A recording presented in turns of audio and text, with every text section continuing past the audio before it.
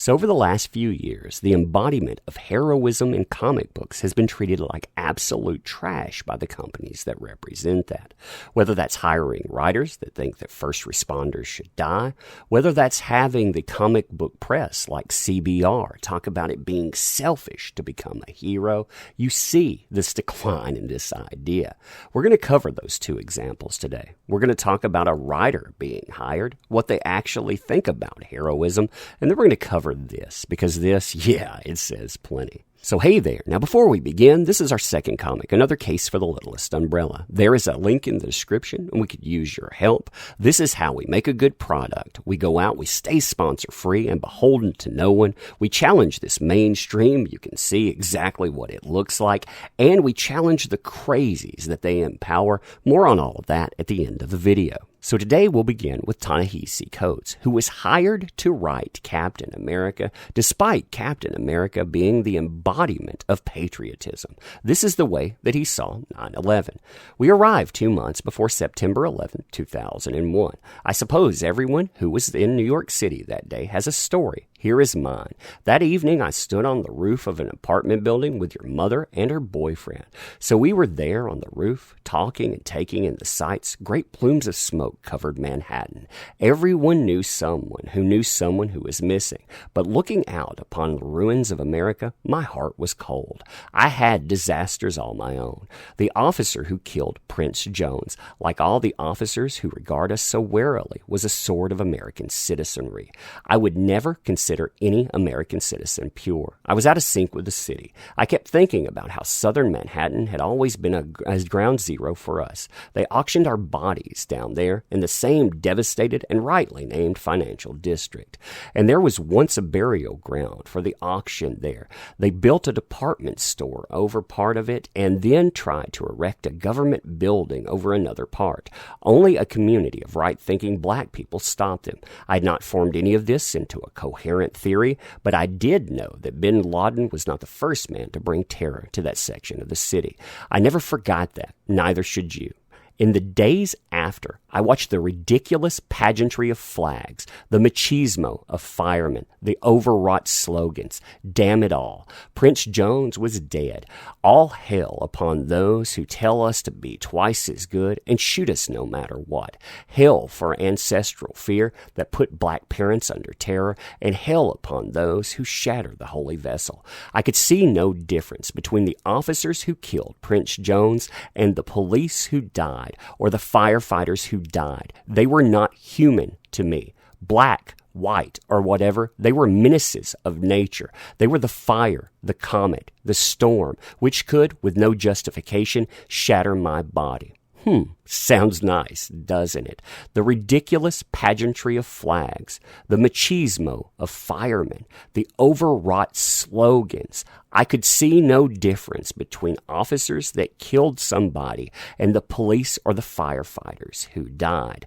This person is sitting here, watching the city burn, and this is what they think about other people. Now, for the longest time, that example, it really bothered me, because comic books, they are examples of perseverance, of overcoming adversity, and the people that shepherd that message forward, the keepers of those characters, you would think they would understand that. But they don't. Here's an example from CBR. And this example, it was so good that you'll notice this is archived because, well, if you look at the article, they took it down because of the extreme backlash that it represented.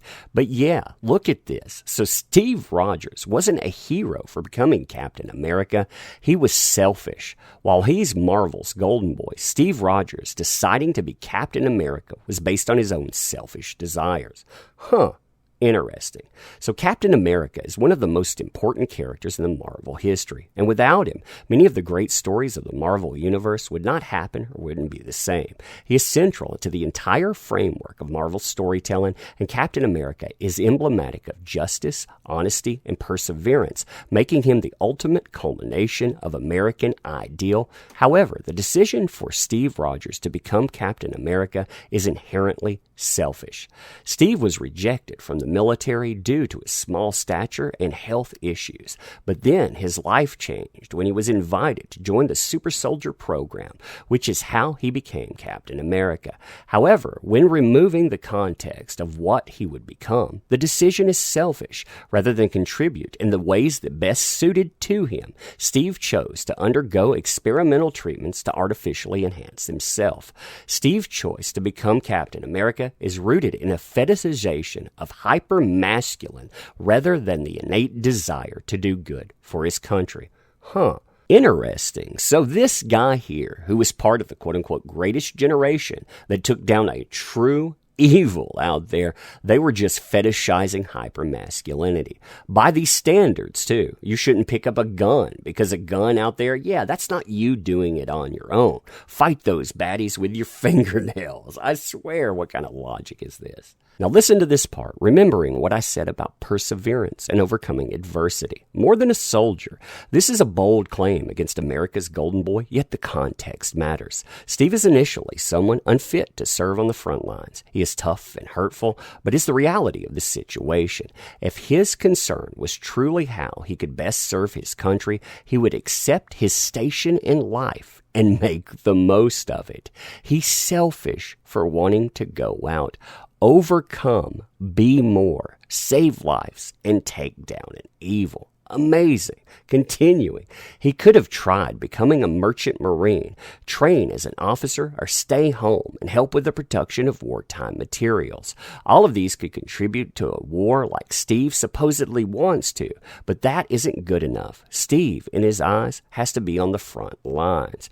Yeah, he has to be on the front lines, wanting to take down an actual evil. He wants that because, again, he's selfish. Okay. Now, it's understandable for a young man to want to prove himself to his peers and his country. Yet, even if deep down his intentions are altruistic, the steps he takes to pursue those instincts are selfish. In Steve's mind, there is only one way to contribute to the war, and that just happens to be the way he wants to contribute. Experimental super serum pumped into your body, not knowing what the outcome would be. Yeah, letting people do that to you. That is extremely selfish. Fun times, huh? Fun time. Now this is one of my favorite parts because it is talking about Civil War and Cap being selfish because he opposes mutant registration. I mean, think about what we're talking about in the real world there. You know, what side he's standing on. But hey, he's selfish because. So altruism's ugly side. Cap is known for his altruism and his willingness to sacrifice everything for what he believes to be right. Yet there's something selfish within that because Cap's altruism is what he believes and nothing else. Cap will fight against anyone who opposes his worldview, including his friends. Just look at the catastrophic violence that breaks out in Civil War comic art, as well as the accompanying film. This event happens because Cap is uncompromising, and nothing will shake his world view. Now, what's interesting about that is that people thought he would side with the government. I mean, that would be your first thought in it, right? But no, he sides with truth. We have the speech on that. Still, he's a selfish monster. The requirement that we stand up for what we believe, no matter the odds or the consequences, Cap says in the amazing Spider-Man Civil War story by, when the mob and the press and the whole world tell you to move, your job is to plant yourself like a tree beside the river of truth and tell the whole world, no, you move. Now, this quote, it would also be adapted to the film with Sharon Carter saying it, inspiring Cap to stand his ground with regards to the accords there. Now, this quote also highlights Cap's tendency to respond to things with violence. In first, Cap is an impulsive person, and his first response to opposition is to beat it down. These aggressive impulses are hidden beneath a veneer of tough American grit and freedom fighting. Now, you remember the movie, especially. How did that play out? How did him saying, yeah, this is what I'm going to do, play? It played out with people trying to kill the man, or at least stop the man. So, yeah, his response was a response to their response. But hey, the beautiful side of selfishness. This may seem like a condemnation, but it's not. No, there's no condemnation in this. Continuing. After all, not everything Cap does is selfish, and not everything selfish he does is bad. If he hadn't entered the super soldier program, there would have been no one to defeat the Red Skull during World War II. See, that's a big statement there, too. You know, it feels like you're saying that a person that drives a tank out there, that has training for it, that's given all the gear, you know, they were selfish to do that. They should have just walked around and muddled around. But hey, there would have been no one to take out those panzers. What a ridiculous way of going out and then countering yourself. His unwavering commitment to freedom and privacy is also what uncovers Hydra's plot to take over S.H.I.E.L.D. in Captain America, the Winter Soldier. In Avengers Endgame, it's also his instinct for aggression and desire for revenge that leads the remaining Avengers to hunt down Thanos and ultimately to kill him. No one would argue these outcomes are bad. However, the underlying motive behind them isn't as black and white as it may seem. So do you think the world is black and white? I mean, do you think that there are other shades of gray in that? We're human beings in it. We are inspired to do something, and that inspiration, that drive again to overcome, to persevere, there's nothing selfish in that at all. What idiots. I mean, I'm sure that while they're sitting around writing this article, they've probably never had to truly overcome anything, except deleting this article, of course. But anyway, continuing. The importance of reflection.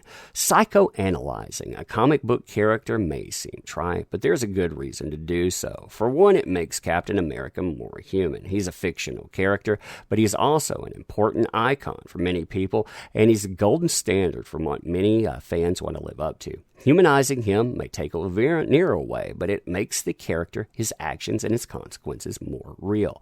So here's an interesting thing, them talking about psychoanalyzing. You know, I have a mental health background here, and when I read this, especially from someone writing for CBR, I think, yeah, who are you to go out and look at this character this way? Because what you've done is you've decided before the fact, this is the condition that underlies Captain America, or more importantly, Steve Rogers. And that's not how this works at all. Continuing, it also helps readers and moviegoers better understand Steve Rogers in and out of the Captain America uniform as a character. It's easy to write him off as an archetype for American machismo, but when fans try to understand why he makes the choices he does, he becomes much more complex.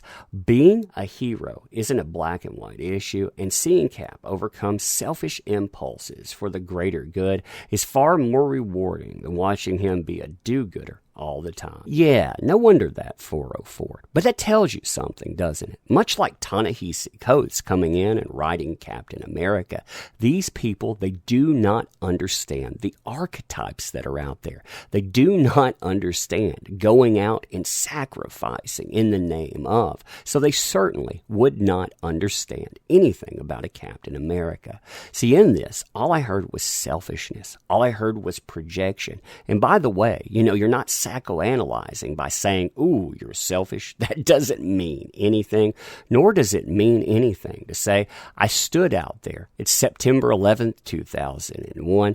All I saw was myself in this. All I saw was self, not selflessness. So, pageantry of flags, machismo of firemen, everyone could die in that. Yeah, what does that say about you? It doesn't say anything about Captain America for sure. But anyway, what you think about this stuff, oh man, these people, they don't understand heroes at all. So to close, this is our new comic, Another Case for the Littlest Umbrella. This is 40 pages of all ages, Lovecraftian goodness. It's in full color too, where Little Umbrella Girl, that's the avatar for my 6-year-old daughter, and that umbrella guy face off against an ancient threat in an all-new adventure. Think about this as a detective and a sidekick going off and facing off against something Lovecraftian, and you can look through that, see what all is available. And yeah, this stuff, it helps us stay sponsor-free and beholden to no one. I never want to be beholden to anyone. It lets the crazies get even crazier because they hate it. It lets us challenge tripe like we just read, and we get to put out something good. I mean, isn't that nice?